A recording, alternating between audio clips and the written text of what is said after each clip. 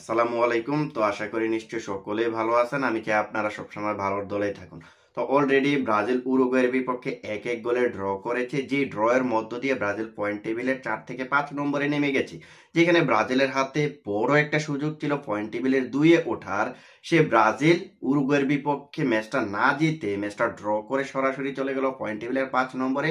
আপাতত Brazil point টেবিলের 18 point নিয়ে ৫ নম্বরে আছে। সো এখন আমরা যদি ম্যাচটার কথা বলি তাহলে বলবো যে দেখুন, এই ম্যাচটা ব্রাজিলের জন্য কোনো মতেই সহজ হওয়ার কথা ছিল না, সহজ হয়নিও।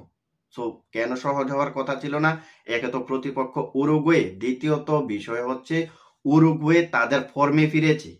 কারণ টানা ৮টা ম্যাচ তারা হার ড্র এর মধ্য দিয়ে গিয়েছে, জয়ের দেখা পায়নি। এই ম্যাচটার আগের ম্যাচটা তারা কলম্বিয়াকে হারিয়ে পয়েন্ট টেবিলে ২ এ উঠেছিল। সো তারা যেহেতু পয়েন্ট টেবিলে ২ এ উঠে গিয়েছিল, সেই থেকে বোঝাই যাচ্ছে যে উরুগুয়ে আপাতত ফর্মে ফিরেছে। সো ওই উরুগুয়ের এগেনস্টে ব্রাজিলের ম্যাচটা যে সহজ হবে না সেটা আগে থেকেই বলা গিয়েছিল। বাট আজকের ম্যাচটাতে ব্রাজিল উরুগুয়ের চাইতে ফার ফার বেটার পারফরমেন্স করেছে, বাট জয়টা তাদের আসেনি।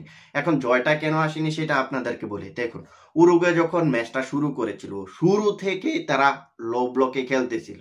মানে তাদের অ্যাপ্রোচ যেটা ছিল সেটা হচ্ছে এই ম্যাচটা তারা ড্র করবেই করবে। তাদের যে জয়ের একটা আকাঙ্ক্ষা সেটা কিন্তু দেখি নাই। সো এর আগেও কিন্তু আমি বলেছিলাম ম্যাচ প্রিভিউতে উরুগুয়ে এই ম্যাচটা ড্র করতে চাইবে। সো সেটাই কিন্তু হয়েছে। তারা তেমন ধরনের কোনো অ্যাটাক করে নাই, শুধু কাউন্টারে যে বলগুলা পাইছে ওইখান থেকে কাউন্টার অ্যাটাক দেওয়ার ট্রাই করছে। এছাড়া কিন্তু উরুগুয়ের খেলায় আপনি তেমন কিছু দেখতে পারবেন না। হ্যাঁ, আপনি এটা বলতে পারেন যে ব্রাজিলের যে ডিফেন্স লাইনটা রয়েছে ওই ডিফেন্স লাইনটাকে বেশ কয়েকবার তারা চ্যালেঞ্জ জানিয়েছে, বিশেষ করে আপনি লেফট ব্যাক এবং রাইট ব্যাক। ভাই রাইট ব্যাকে তো দানিলোর কথা কি বলবো, এই লর্ডার বাচ্চারে এই টিমটা থেকে বাদ দেয় না কেন? মানে কোচের মাথায় যে গোবরের ভর্তি আরো একবার প্রমাণ দিল। সো দানিলোর এখন আপনি বলতে পারেন যে দানিলোর রেটিংটা দেখে বলতে পারবেন যে বেশ ভালো করেছে। দানিলোর রেটিংটা সম্ভবত প্রায় সবগুলা অ্যাপসে দেখাইতেছে 7.7 এর উপরে। কোনো কোনো অ্যাপসে 7.4 দেখাইতেছে, কোনো অ্যাপসে 7.2, মানে 7 এর উপরে সবাই দেখাইতেছে। সো এটার কারণ হচ্ছে তিনি মোটামুটি কয়েকটা ভালো ট্যাকেল করছেন এবং কি তিনি ফাইনাল থার্ডে বেশ ভালো কয়টা বল সাপ্লাই দিয়েছেন।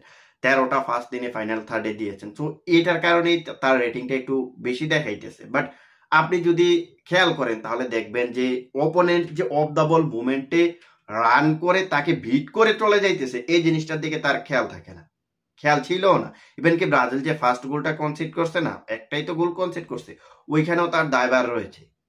তিনি ভালো মানের কোনো পজিশনে ছিলেন না, বারবার পজিশন লুজ করেছেন। সো এই পজিশন লুজ করার কারণে শেষ পর্যন্ত তারা ব্রাজিলের রাইট সাইড দিয়ে তাদের লেফট সাইড, ব্রাজিলের রাইট সাইড দিয়ে একটা অ্যাটাক করেছে, ওইখান থেকে Federico Valverde outside of the box থেকে দারুণ একটা গোল করছে। আমি কিন্তু ম্যাচ প্রিভিউতে বারবার বলেছিলাম ব্রাজিল রাইট সাইডে স্ট্রাগল করবে। আপনারা যারা ম্যাচ প্রিভিউর অ্যানালাইসিসটা দেখেছেন তারা বলতে পারবেন আমি কিন্তু বারবার বলেছি যে ব্রাজিল রাইট সাইড থেকে আক্রমণের শিকার হবে এবং ব্রাজিল যে গোলটা কনসিড করছে ওইটাও ব্রাজিলের রাইট সাইড থেকে এসেছে। সো এই জায়গায় আপনি দানিলোকে দোষারোপ করতেই পারেন। এর মতো একটা লর্ড প্লেয়ারকে কেন যে রেখেছে আমার বুঝে আসে না। তার এটাই সম্ভবত ব্রাজিলের হয়ে শেষ সুযোগ হওয়া উচিত, তাকে আর জাতীয় দলে ডাকা উচিত বলে আমার কাছে মনে হয় না। এবার আসি আমরা ডিফেন্স লাইনের দিকে। দেখুন, ডিফেন্স লাইনে ব্রাজিল সেন্টার ব্যাকে মার্কিনুস এবং গাব্রিয়েল মেগালেস বেশ ভালো করেছে। মেগালেস তো বলই আসতে দেয় নাই, তার কাছ দেখে যখনই বল আসছে তিনি ক্লিয়ার করে দিচ্ছেন, কখনো হেডে ক্লিয়ার করেছেন, কখনো তিনি গ্রাউন্ড ওয়েল উইন হয়েছেন। সো এই দুটা সেন্টার ব্যাকের পার্টনার উরুগুয়ের এই টিমটার এগেনস্টে বেশ ভালো করেছে। লেফট ব্যাক, ভাই লেফট ব্যাক রাইট ব্যাকের কথা বলে আর লাভ নাই। লেফট ব্যাকে আপনার যিনি খেলেছেন তিনি তো তার পজিশনে ছিলেনই না। হ্যাঁ, এটা বলতে পারেন যে তাকে আপনি কোচ উইং ব্যাক হিসেবে খেলিয়েছে। সো যার কারণে তাকে আপনি একজন লেফট মিডফিল্ডার কিংবা লেফট উইঙ্গার হিসেবে ধরে নিতে পারেন। কারণ তিনি যখন লেফট সাইড থেকে রান করেছিলেন ভিনিসিয়াস জুনিয়র তাকে অনেকটা স্পেস দিয়েছেন। অর্থাৎ ভিনিসিয়াস জুনিয়র প্রথম হাফে হাফ স্পেসে খেলেছেন, তাকে কিন্তু লেফট উইংটা দিয়ে দিয়েছেন। সো ওইখান থেকে তেমন কোনো কিছু করতেই পারে নাই, না অফেন্সিভলি না ডিফেন্সিভলি। সো পরবর্তীতে এই জায়গায় নামানো হয়েছে কাকে, সম্ভবত ম্যাচের 53 না 54 মিনিটে, মনে আসতেছে না, ওই মুভমেন্টে নামানো হয়েছে তাকে উঠে নামাইছে গাব্রিয়েল মার্টিনেলিকে। মানে আপনি চিন্তা করতে পারেন, মানে কোচের মাথায় কতটুকু গোবর ভর্তি থাকলে এমন ধরনের কাজ করতে পারে যে তিনি ওই লেফট ব্যাককে উঠাইয়া একজন অ্যাটাকার নামাইতে পারে। এমনিতেই ব্রাজিল ওই লেফট সাইডে এবং রাইট সাইডের দুই ফুল ব্যাকে স্ট্রাগল করতেছে, তারপরেও এমন ধরনের একটা ডিসিশন ডুরিবাল জুনিয়র কিভাবে নিতে পারে আমার জানা নেই। তো এখন আমরা আসি ফাইনাল থার্ডের দিকে। দেখুন ফাইনাল থার্ডে এই ম্যাচটাতে প্রত্যেকটা প্লেয়ার যে ভালো করেছে সেটা বলা যাবে না। ভিনিসিয়াস জুনিয়রও তেমন ওই গত ম্যাচটার মতো খেলতে পারে নাই, তিনি বারবার বল লুজ করেছেন, হ্যাঁ কয়েকটা চান্স ক্রিয়েট করে দিয়েছেন ওইখান থেকে লুইস এনরিকে এবং আরেকটা প্লেয়ার কি জানি মনে নাই, বারবার মিস করছিলেন। তো ভিনিসিয়াস জুনিয়রকে এই ম্যাচটাতে তো তেমন ছাড় দেয় নাই। তো শেষের দিকে এসে কয়েকটা রান করেছিলেন, কয়েকটা ওই লেফট সাইড দিয়ে কাটিং করে ভিতরে ঢুকেছেন, ওইখান থেকে চান্স ক্রিয়েট করার ট্রাই করেছেন বাট পারে নাই। তো এখন আমরা যদি সেন্টার ফরওয়ার্ডের কথা বলি, ভাই সেন্টার ফরওয়ার্ডে ইগার জেসুস লাস্ট 2 ম্যাচে একেবারেই ফ্লপ।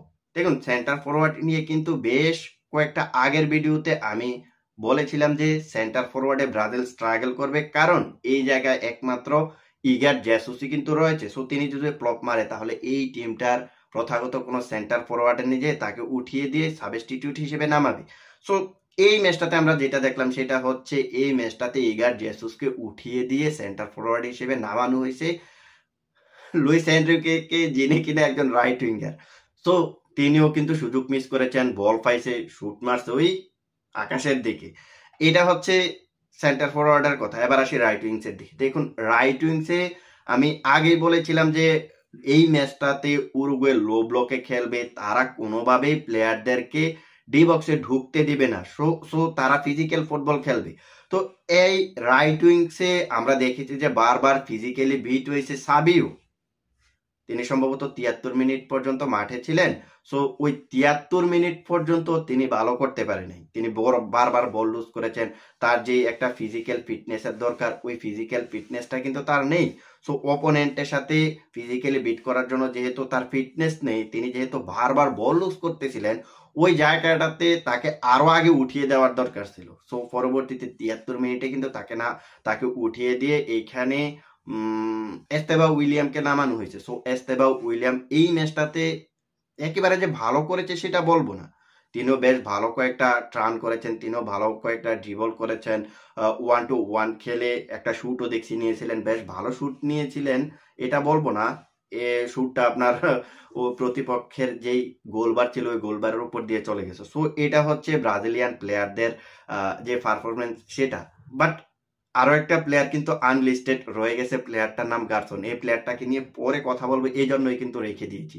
প্লেয়ারটা ব্রাজিল যখন 1-0 গোলে পিছিয়ে গেলেন, ম্যাচের 55 মিনিটে যখন ফেদেরিকো বালবার্দের গোলে ব্রাজিল পিছিয়ে গেল, তখন ওই গোলটা 7 মিনিট পরে Garson outside of the box থেকে দারুণ একটা বলি কিক নিয়েছেন আর ওইখান থেকে গোল করেছেন। সো এই গোলটার মধ্য দিয়ে কিন্তু ব্রাজিল ম্যাচটা ড্র করেছে। সো এখন তার ব্যাপারে আমি যেটা বলবো সেটা হচ্ছে, দেখুন বর্তমানে ব্রাজিলিয়ান লিগ থেকে যে প্লেয়ারগুলোকে ডাকা হয়েছে সেই প্লেয়ারগুলোর মাঝে একমাত্র পারফেক্ট প্লেয়ার আমার কাছে মনে হইতেছে গার্সন, কারণ তিনি মিডফিল্ডে বেশ ভালো করতেছেন, গত কয়েকটা ম্যাচেও তিনি মিডফিল্ডে ভালো করতেছেন, এই ম্যাচটাতে তো গোল করছেন, এর আগের ম্যাচটাতেও তিনি গোল পাইতেন যদি অপোনেন্টের গোলকিপার দারুণ সেভ না দিতেন। সো তার দূরপাল্লার শুটগুলা বেশ ভালো মনে হইতেছে আমার কাছে। সো এই প্লেয়ারটাকে হয়তোবা 2026 বিশ্বকাপে ব্রাজিল ক্যারি করতেছে, যদি ব্রাজিল 2026 বিশ্বকাপে যদি কোয়ালিফাই করতে পারে। তো এখন আমরা যদি ম্যাচের স্টেজের কথা বলি তাহলে দেখতে পারবো যে এই ম্যাচটাতে ব্রাজিল 62% বল দখলে রেখে 18টা শুট নিছে, বাট শট অন টার্গেটে রাখতে পারতেছে মাত্র 3টা। এবং আমরা যদি অপোনেন্টের কথা বলি, উরুগুয়ের কথা বলি, তাহলে দেখতে পারবো যে তারা 38% বল দখলে রেখে 8টা শুট নিয়েছে, যেখানে অন টার্গেট ছিল 2টা। সো এটা হচ্ছে ম্যাচের স্টেজ। সো সর্বশেষ একটা কথাই বলতে চাই, কোচ ডুরিবাল জুনিয়র ব্রাজিলকে যেভাবে খেলাইতেছে, যে টেকনিকে খেলাইতেছে, এই টেকনিক দিয়ে বিশ্বকাপে কোয়ালিফাই করতে পারবে কিনা সেটা নিয়েও কিন্তু সন্দেহ। এখন কেন সন্দেহ জানেন? কারণ ব্রাজিলের নেক্সট যে 4টা ম্যাচ রয়েছে এই 4টা ম্যাচ বেশ কঠিন।